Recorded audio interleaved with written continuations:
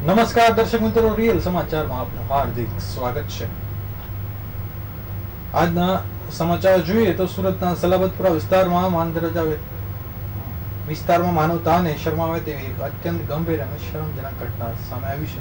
એક 61 વર્ષીય વૃદ્ધા પર એક શખ્સે જમવાનું આપવાના બહાને ઘરમાં ઘૂસીને દુષ્કર્મ આચર્યું હોવાની વિગતો પ્રકાશમાં આવી છે. આ હીન કૃત્યના કારણે સમગ્ર વિસ્તારમાં ભારે ચકચાર મચી ગઈ છે. જો કે પોલીસે ગણતરીના કલાકોમાં જ આરોપીની ધરપકડ કરી લીધી છે. સલાબતપુરા પોલીસ સૂત્રો દ્વારા મળતી સત્તાવાર માહિતી અનુસાર વિસ્તારમાં રહેતા એક 61 વર્ષીય વૃદ્ધ 14મી જુલાઈના રોજ રાત્રિના સમયે પોતાના ઘરે એકલા હતા. તે દરમિયાન આશરે 11 થી 11:30 વાગ્યાના અરસામાં આરોપી ઇરફાન સલીમ શેખ જમવાનું આપવાના બહાને વૃદ્ધાના ઘરે આવ્યો હતો. વૃદ્ધાના ઘરમાં એકલા હોવાનો ગેરલાભ ઉઠાવી જબરદસ્તી તેના ઘરમાં ઘૂસી ગયો હતો. ઘરમાં ઘૂસ્યા બાદ ઇરફાને વૃદ્ધાનું મોઢું દબાવી દીધું હતું. તેમની મરજી વિરુદ્ધ બળજબરીપૂર્વક શારીરિક સંબંધ બાંધી દુષ્કર્મ ગુજાર્યું હતું. આટલેથી જ ન અટકતા આરોપી ત્યાંથી જતા પીડિત વૃદ્ધાને ગાળો ભાંડી હતી અને ધમકી આપી હતી કે જો આ બાબતે કોઈને પણ જાણ કરશો તો જાનથી મારી નાખીશ. આ ધમકીના કારણે વૃદ્ધા શરૂઆતમાં ગભરાઈ ગયા હતા. જો કે આરોપીની ધમકીથી ગભરાઈ જવાને બદલે પીડિત વૃદ્ધે હિંમત દાખવી હતી. તેમણે સમગ્ર ઘટના અંગે સલાબતપુરા પોલીસ મથકમાં ઇરફાન શેખ વિરુદ્ધ ફરિયાદ નોંધાવી હતી. પોલીસે પીડિતાની ફરિયાદના આધારે આરોપી વિરુદ્ધ દુષ્કર્મ અને જાનથી મારી નાખવાની ધમકી આપવા બદલ ગુનો નોંધી કાયદેસરની કાર્યવાહી હાથ ધરી છે.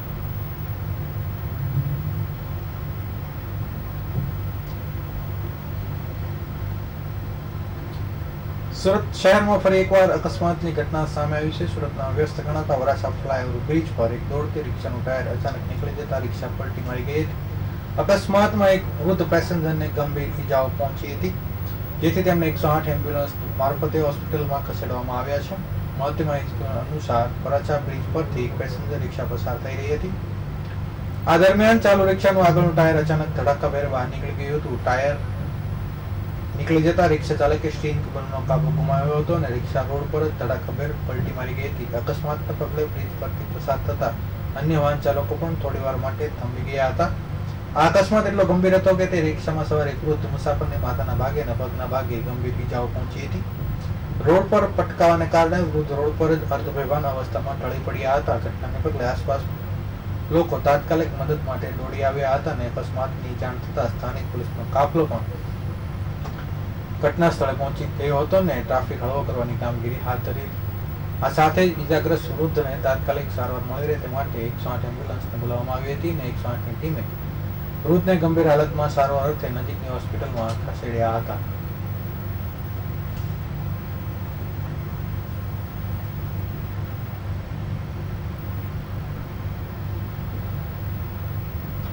દેશની દરિયાઈ સરહદો પર બાદ નજર રાખવા અને કોઈ પણ પ્રકારની રાષ્ટ્ર વિરોધી પ્રવૃત્તિઓને જડબાતોડ જવાબ આપવા માટે મરીન ટાસ્ક ફોર્સ દ્વારા દાંડી બીચ અને તેની આસપાસના દરિયાકાંઠા વિસ્તારમાં સઘન કોસ્ટલ પેટ્રોલિંગ અને સર્ચ ઓપરેશન હાથ ધરવામાં આવ્યું હતું.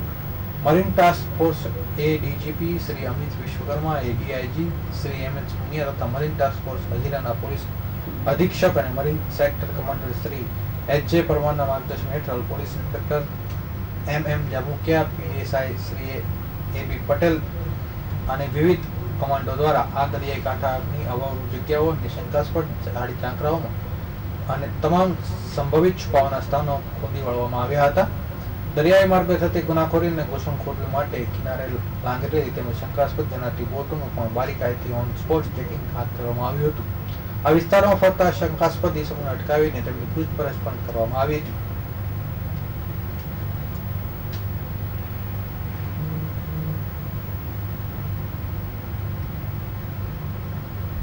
શેર માર્કેટમાં રોકાણ કરી ટૂંકા સમયમાં મોટો નફો મેળવવાની લાલચ આપી આંતરરાજ્ય સાયબર ફ્રોડ ગેંગનો સુરત ક્રાઇમ સેલે પર્દાફાશ કર્યો છે.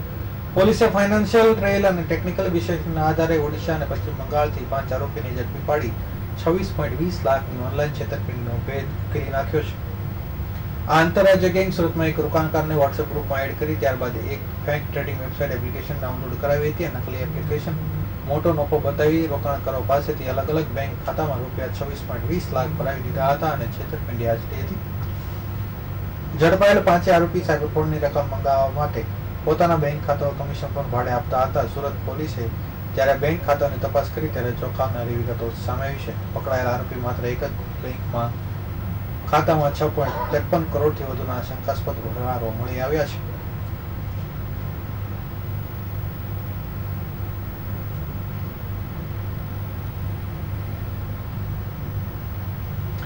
દક્ષિણ ગુજરાતની સહકારી ક્ષેત્રની સૌથી મોટી ગણાતી સુમુલ ડેરી ની ચૂંટણીમાં ભારતીય જનતા પાર્ટી પ્રેરિત પેનલને ભવ્યાથી ભવ્ય વિજય મેળવવાનો પોતાનો દબદબો યથાવત રાખ્યો છે. સુમુલ ડેરીની કુલ 16 બેઠકમાંથી 15 બેઠકો પર ભાજપ પ્રેરિત પેનલનો ભવ્ય વિજય થયો છે.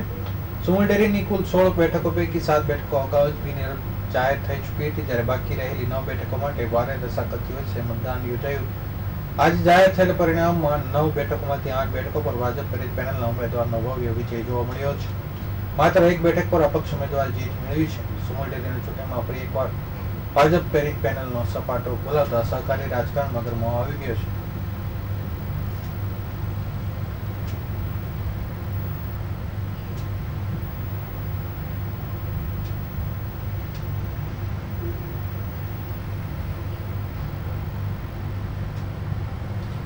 સુરત શહેરમાં પોલીસની દાદાગીરી અને સત્તાના દુરુપયોગની એક અત્યંત ચોંકાવનારી ઘટના સામે આવી છે. લિંબાયત પોલીસ સ્ટેશનના પીએસઆઈ જાડેજા અને તેમની ડી સ્ટાફની ટીમ દ્વારા એક દુકાનદારને ઢોર માર મારવાના, ગલ્લામાંથી પૈસા કાઢી લેવા તેમજ લાંચ માંગવાનો ગંભીર આક્ષેપ થયો છે. આ મામલે ભોગ બનનાર યુવકે ન્યાય માટે સુરત પોલીસ કમિશનર સમક્ષ લેખિતમાં ફરિયાદ નોંધાવી છે. મળતી માહિતી મુજબ લિંબાયત વિસ્તારમાં દુકાન ધરાવતા મનોજ સરોજ નામના દુકાનદાર પાસે પોલીસે કર્મચારીઓએ મફતમાં ચા, નાસ્તો, પાણીની બોટલ અને માવો માંગ્યો હતો. મનોજે આ વસ્તુઓ મફતમાં આપવાની સ્પષ્ટ ના પાડી દીધી. મફતની વસ્તુઓ ન મળતા ઉશ્કેરાઈ ગયેલા પોલીસ કર્મચારીઓએ કાયદો હાથમાં લીધો હતો અને મનોજને બેરહેમીપૂર્વક માર મારવાનું શરૂ કર્યું હતું.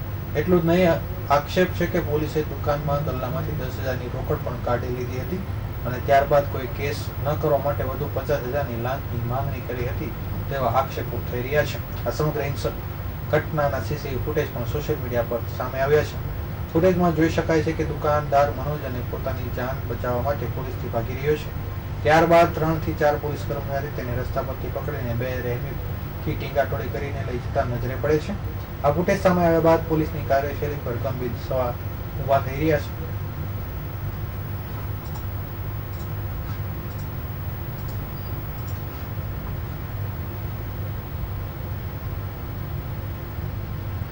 આ હતા અત્યાર સુધીના રીલ સમાચાર. નવા સમાચારો સાથે ફરીથી મળીશું. ત્યાં સુધી રજા આપશો. નમસ્કાર.